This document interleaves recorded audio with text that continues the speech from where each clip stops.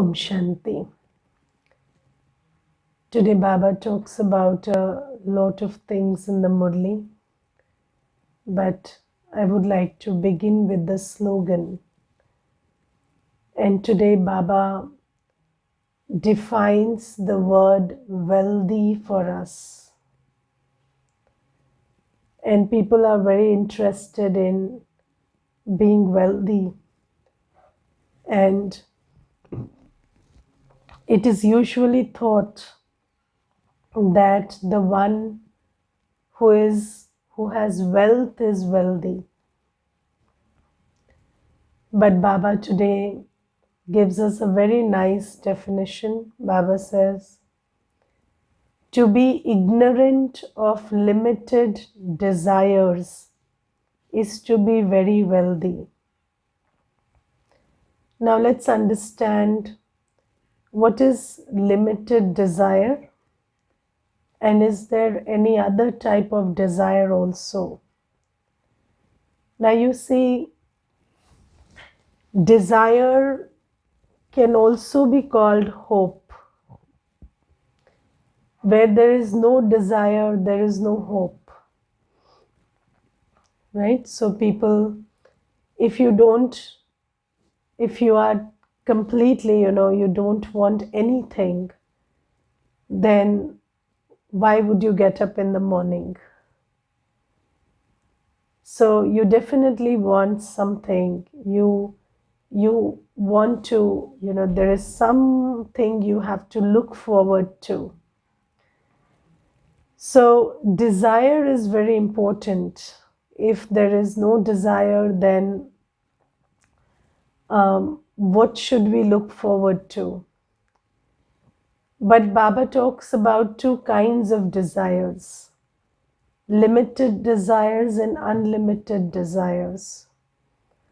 So the desire for perishable stuff, that which is perishable, the relationships, the money, the things that can change, the desire for that is called limited desire. And the desire to,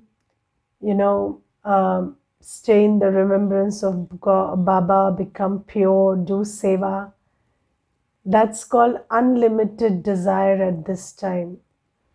The desire to become a prince in the golden age is called an unlimited desire. It's not related to the current perishable world. So Baba says that if you have limited desires, then you will have many disappointments. Yes, so you will always have, I got this, I didn't get this, and then there'll be many disappointments because this is an ever-changing world and everything is perishable and quite not dependable.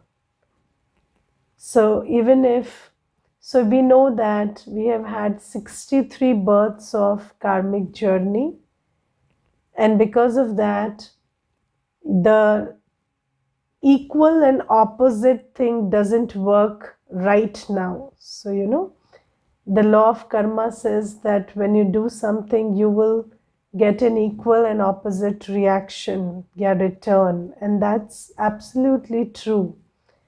But it's not like you do it now and you will get an equal and opposite right now, because there are many types of karma. There is immediate, there is short term, there is long term, and there are many long term karma which we have done in the past, because of which sometimes we observe that even if I'm doing the right thing, I'm not getting the result as I want.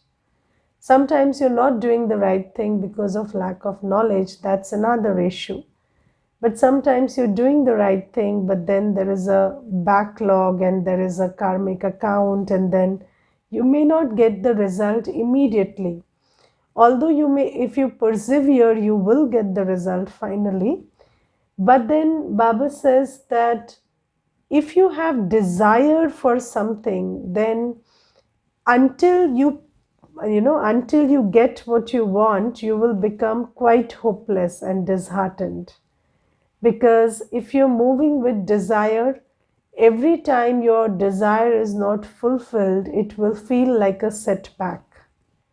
Yes, so Baba says that in this present world, when you move, don't move with desire.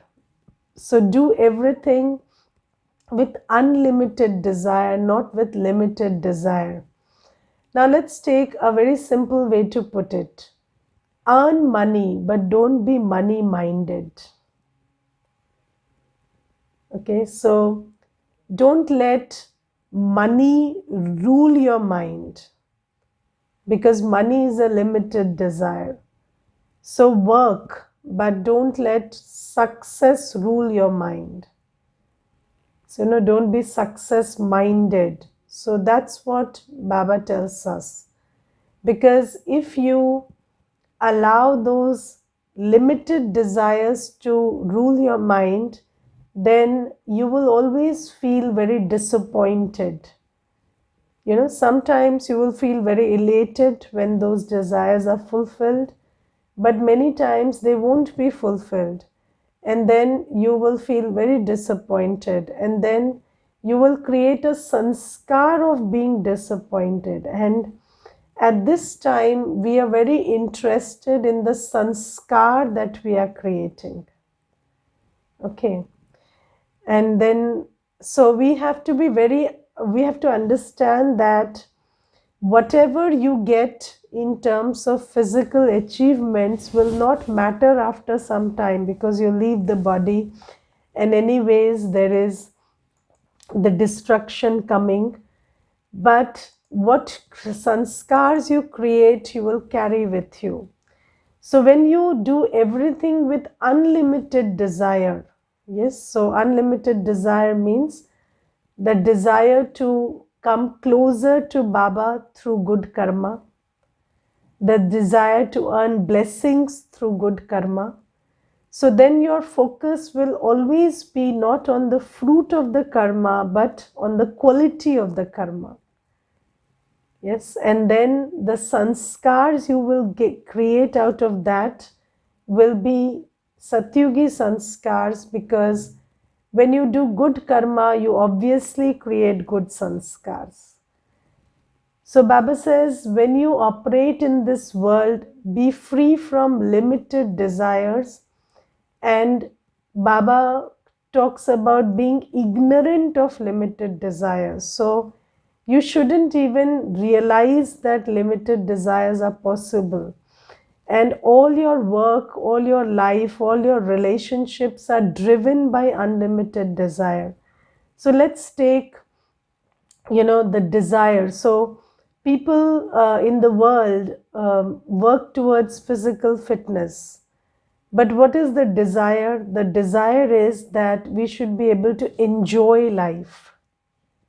So the desire is that I should be healthy, I should be able to trek, I should be able to gym, I should be able to go on a holiday, enjoy, I should be able to enjoy sensual pleasure. So that's the desire behind that work that goes into physical fitness. But what is the unlimited desire with which you can be physically fit? So that unlimited desire is that my body is my temple, and keeping my temple healthy and clean is my duty. So, and when I take care of my body, I get a Satyugi body in heaven, which need not be maintained, the way this body needs to be maintained. So that's also a desire. That's also something you're looking forward to. Or, when you think about your body as your instrument of seva, and you know that I, the soul, have to earn good karma and create good sanskars through seva, and my body is my instrument, and you take care of the body with that aim, then that's also desire, but it's of an unlimited kind. Yes. Then when you are operating in relationships, people operate in relationships with limited desires. So sometimes, and most often, people use this phrase, if I'm not nice to this person today, he will not be nice to me tomorrow. If I don't contribute to them today, they won't contribute to me tomorrow. Or if I don't help them today, they might not help me tomorrow. But Baba says, when you come into a relationship, know that this relationship is your platform to earn good karma by giving happiness. Yes, so you don't have to depend on what they will give you back, but when you give when you give happiness in a relationship, then that is accumulated as good karma in your spiritual account. So you have a desire to earn good karma, but that's a spiritual desire, an unlimited desire. And then when you earn wealth also, you must know, yesterday also Baba said that it's all about using it purposefully and creating a structure where every soul can take spiritual sustenance. So when this desire for seva drives you to earn wealth, that's also an unlimited desire. So Baba says, you become ignorant of limited desires and operate only with unlimited desires. And then you will never have the feeling that I don't have enough, because this feeling comes through Baba's blessings. And Baba says that when you do good karma, you earn blessings, and that gives you the feeling that I have enough and I will always have enough. I will always be taken care of. So happiness and the sense of security that doesn't come from physical wealth comes from being really wealthy. And the way in which you can become really wealthy is operating through unlimited desires and becoming ignorant of limited desires. So this is today's lesson Baba gives. Then there is a question: desire to become a prince in the golden age is unlimited desire. However, if one desires to become prime minister or president in the current age in order to serve humanity with sincerity and dedication, what do we call it? So you don't have to desire to be a president to serve humanity. Baba is teaching us 10,000 methods to serve humanity right here, right now. So why do you have to postpone your service and tell that when I become the president, I will serve humanity? That's just a way of camouflaging your greed. It's not about your intention to serve humanity. If you want to serve humanity, you don't have to wait to be the prime minister or president. You can serve humanity because you are a soul, you're God's child, and you can serve through the mind, serve through words, serve through actions, serve through every second. And if that makes you the president, good enough. So we don't have to desire anything to serve. Service is done right now. And let me tell you, those who say that if this desire will be fulfilled, then I will serve, that's an idea with which you fool yourself and other people. So I will tell you one thing. There is a brother, he told me that my one property of mine is stuck in a dispute, and if that property gets released, then I will put it into seva. So I said, why don't you use your current property for seva?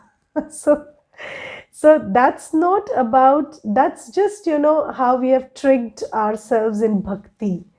So don't do that. And so Baba says, no, unlimited desire is not about the future. Limited desire is always about the future. I want this, I want to reach there, I want to have this, I want to get this. But unlimited desire is about right now. So I do this, then everything follows. I do this. I understand I am a soul. I understand I'm a Baba's child. I understand my virtues and my powers, and I do the needful in the moment. That's unlimited desire. And that's why unlimited desire never makes you complacent, never makes you lazy. Because you know that at every second you can serve. And I will tell you one thing.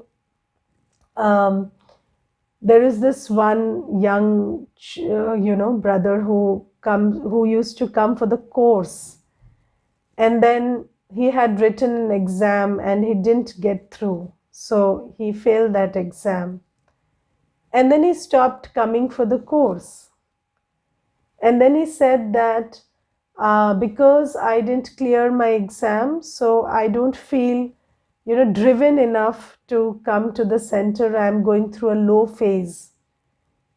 And I told him, and he told me that Baba didn't help me. So I said, why should Baba help you if you left his hand at the drop of a hat? So just because you didn't clear an exam, you left God. So you don't believe he is God. Then why should he help you just to prove he is God? He doesn't need your proof. He doesn't need your acknowledgement. So first, you realize this is God.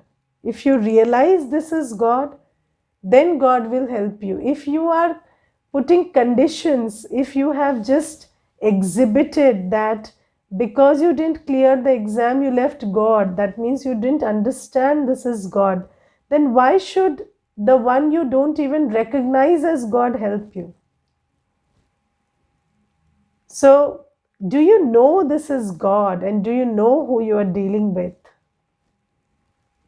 And if you don't know, then why should he help you to prove to you that he is God? He doesn't need your acknowledgement. I don't think he cares about you, about the acknowledgement at least. Yes, so we need to understand these things. So desire also, Baba says that become totally ignorant of limited desires and do everything, work, maintain the body, mind, relationships, everything, but do it with the unlimited aim that Baba has given you. And then when you do that, you will feel wealthy.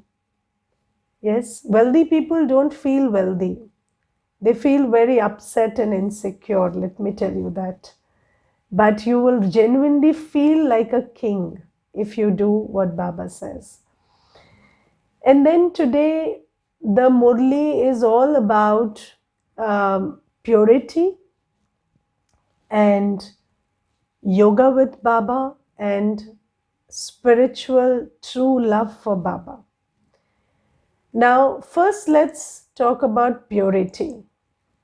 Now, in the world, we never heard, before we came to Baba, we had never heard anybody telling us that you should remain celibate in your household. So even if you're a householder, so even if you are a husband and wife, you still remain celibate and observe purity and celibacy. This is not something anybody told us before Baba. And when we come to Baba, there are many, so I know one brother and he comes for the course, and every day he is just pestering me with questions on purity. So, why should I become pure? Why should there should be he doesn't understand Baba, of course, very well right now. And he says, why should the Brahma Kumaris preach celibacy? Why should this happen and that happen? And then yesterday I asked him a very simple question. I told him, okay, let's talk about the disadvantages of purity and the disadvantages of impurity. So let's say if somebody becomes pure in a household, what happens?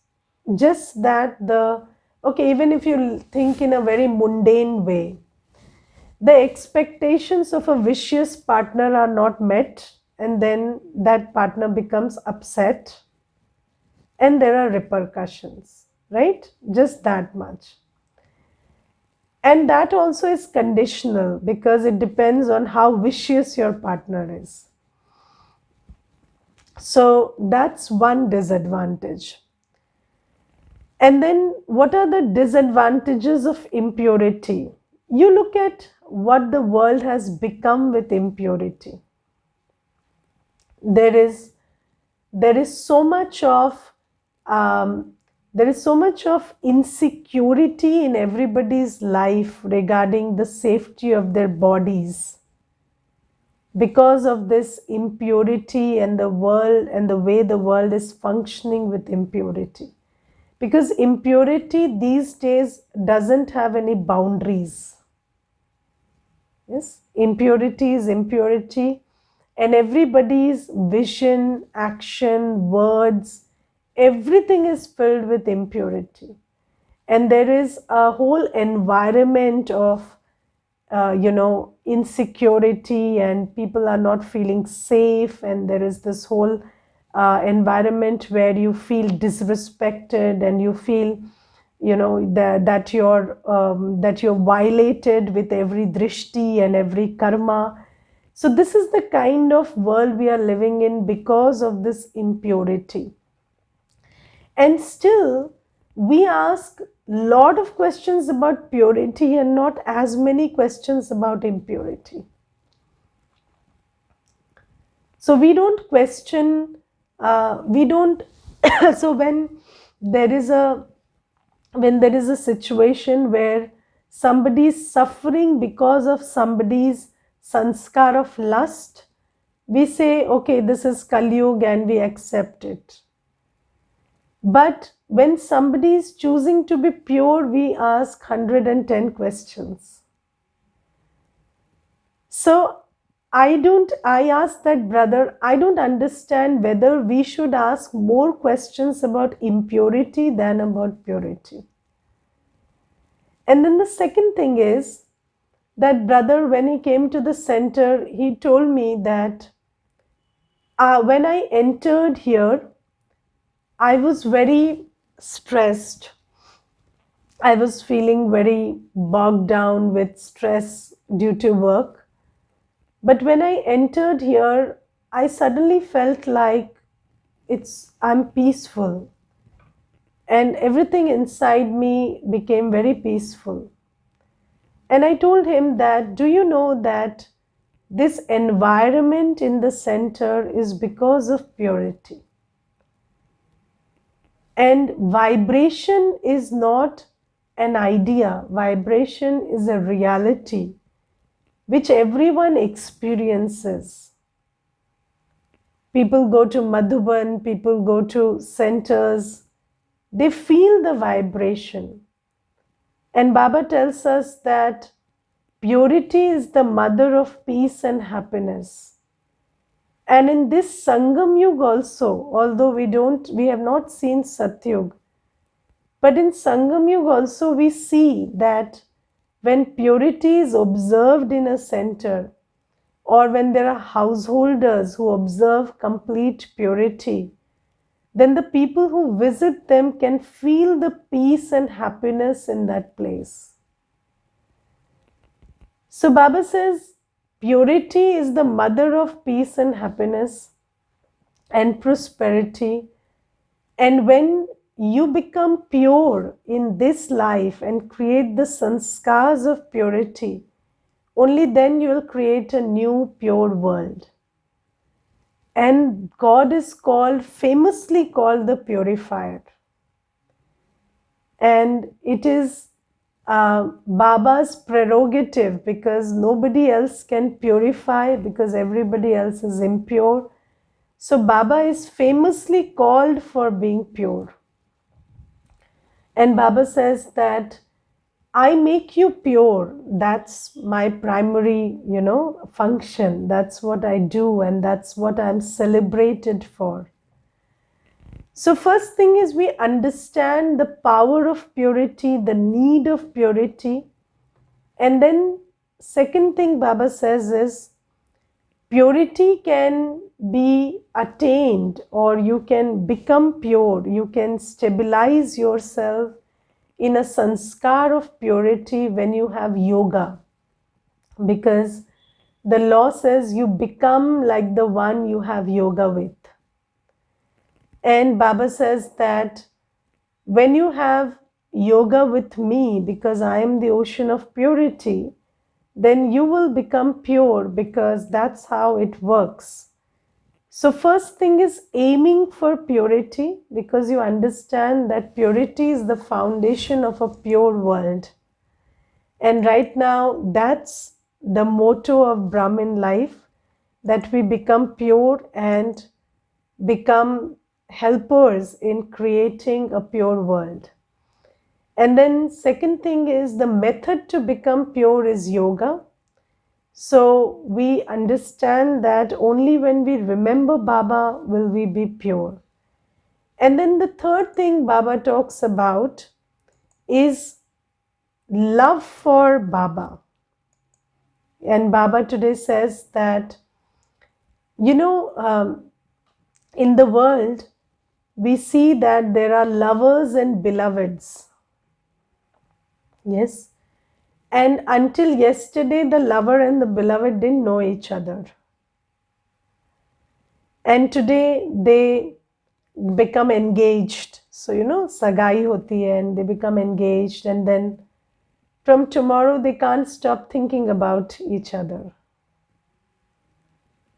So Baba says that's the relationship between a lover and a beloved. And then Baba says that in the world, because we are body conscious, so this love is also vicious. So, when you think about the lover, you think about the body and you think about, everything physical. It's not, when you think about your lover, you don't feel peace and happiness. You feel, you remember the body, and it's a very physical thought. It's always related to the body. And Baba then talks about, and it is very strange that people are so vicious and yet they talk about unconditional love. Yes, so Baba says that in this world, it is all physical love. Yes, it is very, very physical, and it is based on the body. And I will give you one example. So there was this girl, and she told me that my boyfriend left me for another girl. And then he was very selfish, and he was very, he had no integrity and this and that. And I loved him unconditionally. So I said, did you love him unconditionally? So she said, yes. So I said, why did you love him if you loved unconditionally? So there was something about him which differentiated him from others. The way he looked, the way he talked, the way he, treated you, whatever it is. But that was the condition. That's why you're pining for him. If it was unconditional, then you wouldn't pine for him. So although we say that we love each other because of no reason, but no. In this physical world, physical love is very, very selfish. And you only love people for what they give you. It could be physical, it could be financial, it could be emotional, it could be anything. It could be their vibration. Maybe somebody is strong and somebody is, confident, and you're not that confident and you like to be confident when you are with them. It could be anything, but you always love somebody for what you get from them. And the bigger truth is, you love somebody for what you think you will get from them. Because it's all in the mind. Now, I would like you to think about this thing today. Think about it very deeply. Do you love people or your idea of them? If you look at it, you don't love people. You love your idea of them. That is why they can disappoint you. Because if they are who they are and you love them, then how can you be disappointed? So they are not who you think they are, and that's why you are disappointed. Am I right? So if you summarize modern day love, what is it? It's having a physical expectation from a soul.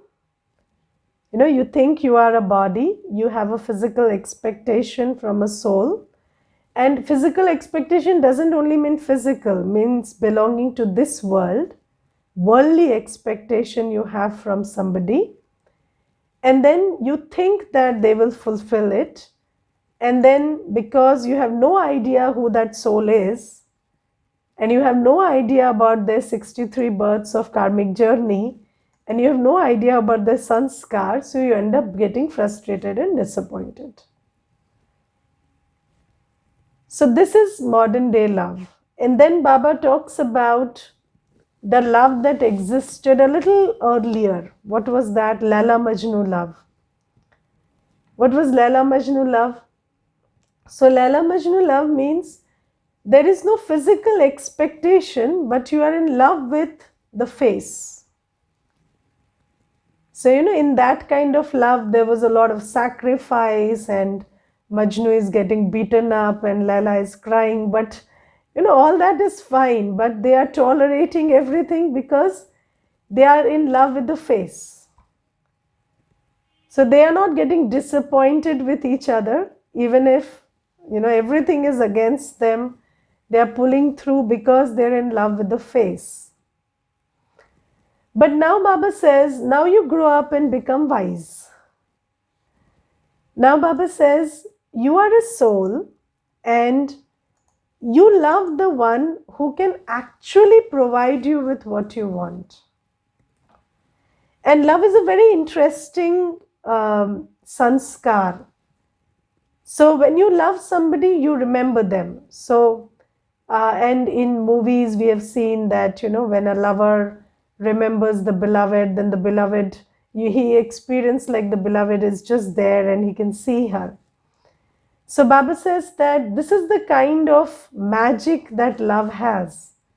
Now Baba says, if you could apply the same magic to me and understand that I am your actual beloved and you should love me because I am the one who can fulfill all your needs, starting from knowledge to purity to love to peace to happiness to bliss to power, everything I can give you.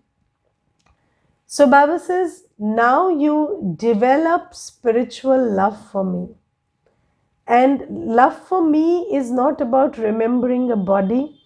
Love for me is about understanding that you are non-physical. I am non-physical. I am the ocean of all that you need. And in that understanding, you just connect with me.